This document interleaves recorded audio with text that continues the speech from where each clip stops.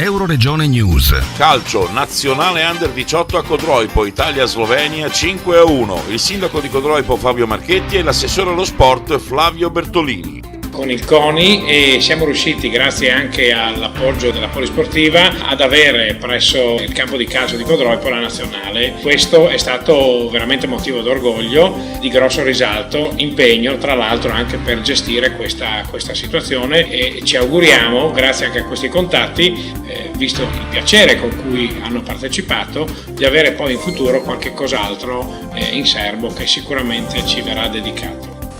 Codroipo ospita già l'Udinese Primavera, ospita quindi anche le più grandi squadre che militano nel campionato di Serie A, penso al Milan, penso alla Juve, penso al Napoli, a tutte queste grandi società. Si è accorto di questo ovviamente il CONI, ma soprattutto la Federazione Italiana Gioco Calcio, e questo significa che l'assessore ha lavorato bene, questa maggioranza ha lavorato bene, sapendo non solo mantenere in vita degli impianti che erano già costituiti, ma la chicca è stata il passaggio anche della pattuglia acrobatica nazionale delle frecce tricolori, e quindi sopra la nazionale italiana c'è stato il sorvolo anche della PAN, e quindi siamo stati tutti molto molto contenti.